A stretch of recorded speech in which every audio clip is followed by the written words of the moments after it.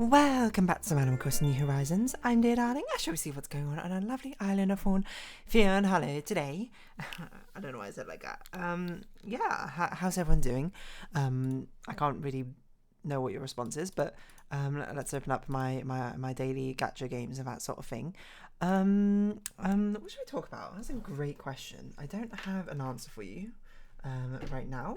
I'm just sort of delaying time until I can think of something, conversations to talk about. This weekend, though, it might be a little bit busy. Celebrating a friend's birthday, which should be a lot of fun. Good evening, everyone.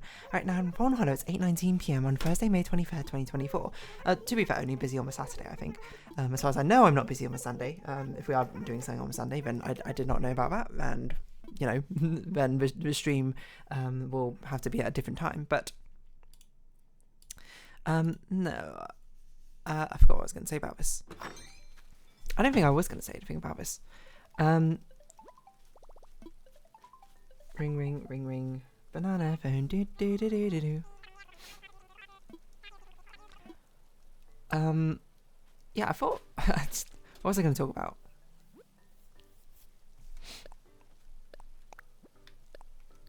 I don't remember what I was going to talk about anymore. I literally was speaking and, like, whatever I just said, I've immediately forgotten it.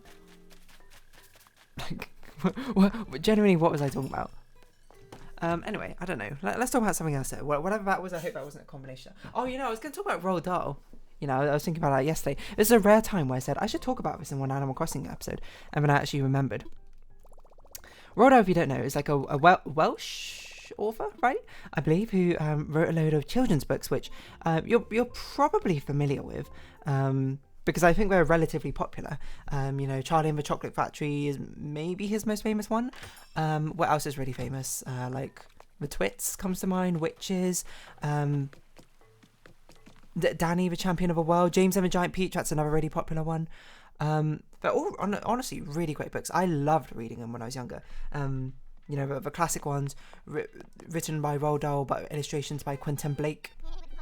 Oh, BFG, that's another really, really famous one. I don't know why I said it like that. Like, it's just like a BFG. No, I didn't want to head to another island. Get me out of here. I love reading the books when I'm younger. Honestly, even, like, I'm sure if I read them now, it would be fun. He has, like, this sort of, like, whimsical humour, I suppose, to him, which makes... I don't know, but his style of storytelling, at least to me, is very charming, I think. Just the way he sort of manages to convey and tell a story. It's very, like, it's very, how should I put it? Yeah, I guess charming. It's got like a very interesting, unique charm to it, is probably how I describe it. It's just got like a sort of little... It's like got like an interesting lilt to it, I suppose, is how I describe it.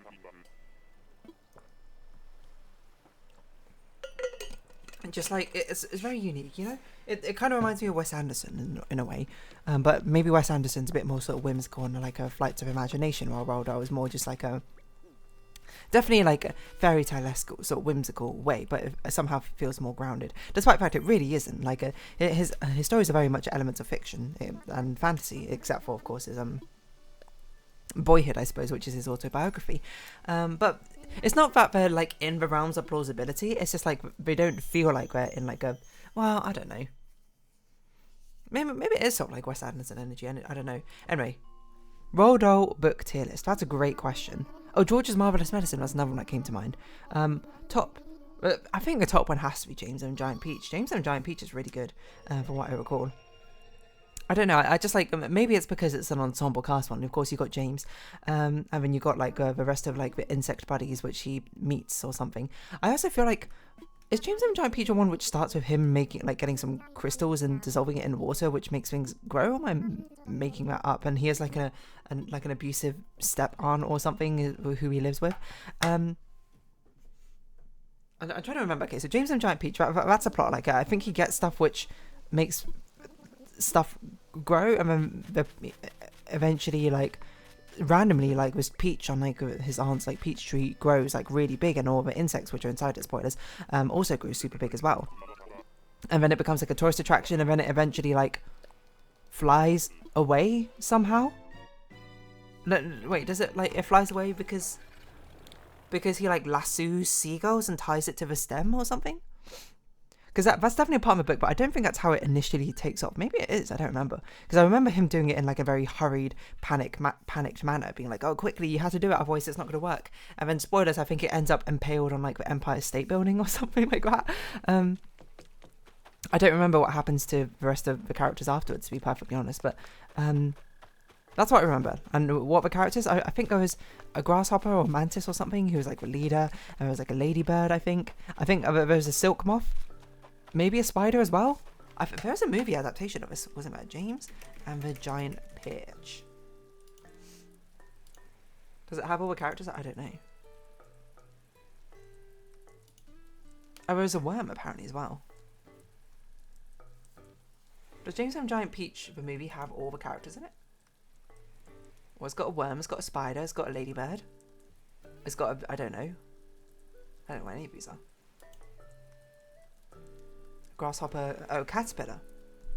I didn't see the silkworm, which is a shame.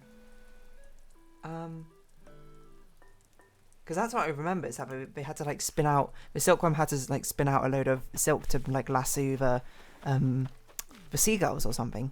I don't know, maybe she got cut in the James and the Giant Peach book. Apparently it was like a Broadway show or something, or some sort of show, I don't know. Not the film, I want to know. Novel of the same name. He lives happily with his parents in his house by the sea of south of England. Oh, never mind. Oh, what? Okay, this is what I mean by it's got such flights of fantasy. The second sentence in this plot summary. Sorry, I'll read it out. James Henry Trotter is a boy who lives happily with his parents in a house by the sea in the south of England. Very normal start. Oh, I forgot about we're not doing this anymore. Unfortunately, when he's 4 years old, an oddly carnivorous raging rhinoceros escapes from a London zoo and eats James's parents while on a shopping trip to the capital. What? I guess that's what I mean by Roald Dahl has very much got these like distinct flights of fancy, I suppose, to it. Oh wow, wait, hold on. James and Giant Peach had many different illustrators throughout time. The first US edition was by Nancy Eckham Buckerett. First UK edition was by Michael Simeon. Well, the one I know is the Quentin Blake one, which is 1995 edition, I guess, in UK. Jordan Crane 2011 50th anniversary edition. I don't know, Quentin Blake I associate it so strongly with Roald Dahl because he did the illustrations for basically all of Roald Dahl's books. And he lives with two cruel aunts, instead of caring both physically and verbally, abuse him.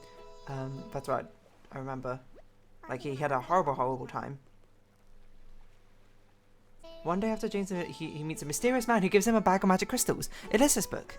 You use a potion that would change his life. He stumbles and spills the bag onto the ground, losing the crystals as they dig themselves underground. And then he was really sad. And then the peach tree produces a massive peach, and then it's like a tourism thing. And then he's assigned to clean the rubbish out of peach. He crawls into the tunnel and he meets centipede, mist spider, old green grasshopper, earthworm, ladybug, glowworm, and silkworm. I would say that this description is basically like 2/3 of the way down this plot summary, so the fact that there's actually more to the story is crazy. Centipede cuts the stem of a peach, causing it to roll away and crush James's aunts. Oh yeah, I remember that. In the sea, surrounded by ravenous sharks. And then use mist spider and silkworm to make threads, while earthworm uses it as bait to draw 501 seagulls. See, I remember this. High above clouds, and they encounter cloudmen. I don't remember the cloudmen. Centipede mocks the cloudmen, who throw swings at the groups until they clear. What? The group has reached New York City. Yeah, that's it. And then it falls on the Empire State Building. And becomes friends with many children in New York. They eat the peach, and they get their own jobs, now residing in Central Park Cap. In the pit of a peach. I don't remember that part very well. I thought so much of the story was about James and, you know, his giant peach sort of floating about in the sky, to be perfectly honest, but I guess not. Centipede, earthworm, grasshopper, ladybug, mist spider, glowworm. I don't remember glowworm and silkworm. All I remember silkworm is just like really, really sneaky. 2023 censorship controversy. Really?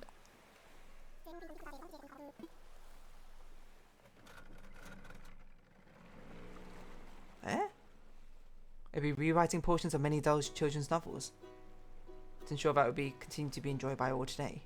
Really? I mean, that seems a bit random. I mean, like, what changes would you even necessarily make? 70 changes were made, such as removing references to sponge as fat, Changing queer to strange, removing references to skin colour. Looking white. And changing cloud men to cloud people.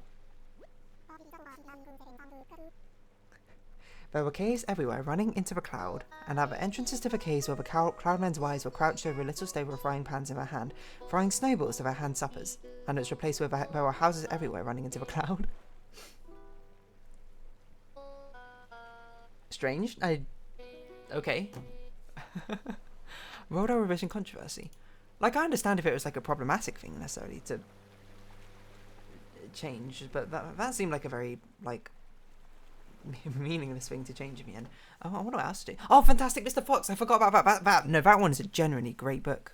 Well, what's interesting is Wes Anderson also did a Fantastic Mr. Fox movie, which seems like a perfect fit. But as I understand it, Fantastic Mr. Fox, actually, the movie actually feels like, well, apparently it's also one really good, but it also feels like basically almost like a completely different story. Because Fantastic Mr. Fox as a movie, as I understand it, the Mr. Fox character is very flawed, and it's sort of like a themes about family and working through your struggles together or something. And they introduced like a character who's like not even in the books, like which is a rarity, I suppose, because normally don't they take out characters.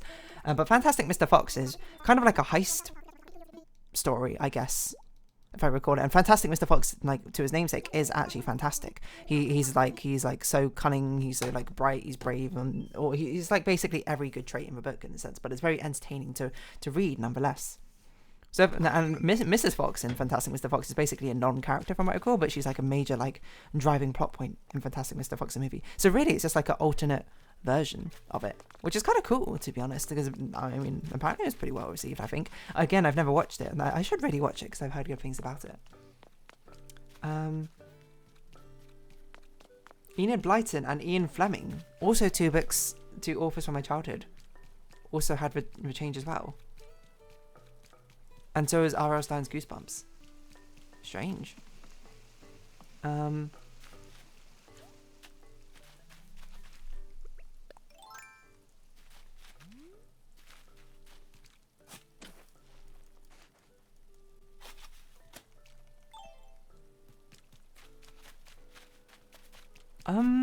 Okay. This is a interesting. You know what? What an interesting article to be reading at the moment. maybe. Okay, I'm going too far deep. Roald Dahl books. Oh, Matilda, that's another really good one. The Witches I don't remember. Okay, but how well do I remember the plots of these books? Charlie and the Chocolate Factory. Poor kid gets a chance to go into Wonka's chocolate factory, which is a mystical and wonderful place, and he goes along with like 4 other like spoiled kids or something, and they, you know, think about it, slowly sort of die in very contrived ways throughout the entirety of the book. And then Charlie inherits the chocolate factory. Oh, and then there's Charlie and the Great Glass Elevator, which somehow is a sequel. I don't remember. They go to like the negative zone. Isn't it something like they de-age his grandparents, like, or something? Like there was like a liquid, whereas like each like squirt of a liquid will de-age you by like 20 years, and for some reason they have like way too much, and like one of them becomes like -4, so they gotta like age them up again or something, and then they go too far and they need to like de-age again, something like that. I don't remember. Matilda is like, you know, it was the ongoing theme of like children in like abusive situations, I suppose, in the books, because it's like she's living with like I can't remember, like step parents or something who absolutely despise her, or maybe like aunt and uncle who despise her, and then she develops basically like these telekinetic magical powers or something, and it's about like her sort of like stories in school with like the principal Mrs. Trunchbull and like, the nice Miss Honey, and eventually, you know, she goes to live with Miss Honey and she loses her powers or something, probably like a metaphor for like, I don't know, the trauma response or something. BFG, I don't really remember BFG very well, except for BFG is like, that guy's like the only like nice friendly giant in a world who only eat, where the giants like eat children and like humans or something. BFG doesn't, he eats like snozberries or something like that, which is, I always imagined it like a cucumber, I don't know. And wait, and he like gives people dreams or something. Now I think about it, this is like even more strange now I think about it. James and Giant Peach, we just talked about. Witches, I genuinely don't remember the plot, except for they all turn into rats at like a big feast at the end or something like that. I might have actually read every single Roald Dahl book, maybe not. I scrolled down and I was like, I don't recognise what those are. Fantastic Mr. Fox is basically like a fox trying to feed his family, so he goes on like these heist missions to steal like chickens, geese, and cider, I think, from these three horrible farmers. And then it's basically the farmers versus a fox, where they try and like outwit each other or something, because the farmers are just like, oh, we're making such a loss over this fox stealing our food or something. And if anything, I think that's a business venture, to be honest. But it's something like it's something like that, and I can't remember. One part is like they try to dig him out or something, so they just like keep digging down, and then I don't know, they like try and wait him out, and then he like digs tunnels to the farmyards to like steal the food, something like that. The twits are just like about two horrible couples who like play terrible jokes and pranks on each other or something. Like, isn't it? It's something like the man tries to convince his wife that she's shrinking or something. No, the other way around, right? And they're like slowly like increasing the length of like her walking cane or like the chair he sits on. I can't remember. Maybe they both did it to each other. I don't remember. And at some point they like stick. No, wait. No, hold on. Are the Twitter ones with like... Oh, this is going to sound insane. I think we sound like a fever dream. Now I'm saying them out loud. The Twits have like a pet monkey family who are made to stand on their heads all the time. And then the monkeys make like an alliance-ship with like some birds. And then they get the Twits to... They like stick all the Twits' furniture to the ceilings, so they think they're upside down, so they sit on their head, but the birds are secretly painted super glue on their head, and then they get stuck upside down and they shrink and then they die, I suppose, somehow. Boy is just like his autobiography. But one that sticks out for me, but there's two stories which I remember from it. One where he put like goat droppings into like his sister's boyfriend's pipe, who like no one in the family liked or something, and the other one is when he was like a seat warmer upper for like as a prefect for like a head boy when he was in like college or something. I don't remember. And by seat warmer upper, I mean like the toilet seat. Like as generally like I believe a story from that book, which very much feels like a different time, certainly. Danny, the Champion of the World, is about it's like the longest one I think of Roald Dahl's books or something, where it's basically Danny and his father go hunting illegally in grounds not owned by them because for some reason I generally don't remember anymore, and then what? And then they figure out a way to actually to try and do like the biggest heist of all time and like basically strip it clean of all the game birds, and it involved like putting sleeping pills in raisins, and then the birds would get all like groggy and then they would like kidnap them or something, and then it backfires because of the birds. Turns out a quarter of a pill was not enough or something for the bird, so it didn't fall asleep for long enough. But then some of them had like a few more, so they actually did get like 6 pheasants or something in the end. George's Marvelous Medicine is George just... What is it? Like, his grandma asked for tea, and then like George is like sick of it, so he just goes around the house and putting random stuff in, like mixing up a concoction, and then accidentally, and then gives it to the grandma, who then drinks it, and she like grows super like big or something, and then they basically spend the next half of the book trying to figure out exactly how to recreate what he did, because it would have been amazing if they could give it to like farmyard animals or something like that. Magic Finger I don't remember, but I do remember An Enormous Crocodile. I don't think I've ever read, but I do remember its existence. The Giraffe for Pelly and Me I don't remember well enough, but I do remember reading it. Same with ECO Trot. Actually, these might be short stories or something. I cannot recall anything about the plot of A Giraffe and Penny and Me, except for it's about a monkey, a giraffe, and a pelican. I think. Oh, they work as window cleaners. That's right. Like the giraffe is a ladder, the pelican is a bucket, and the monkey is the actual like cleaning thing. I don't really remember the rest of it. George's Marvelous Medicine. Ingredients. Your original ingredients are as follows: toothpaste, golden gloss hair shampoo, teeth cleaner, something like that. Who grows so it's taller than his house? George's food and medicine according to giants as well.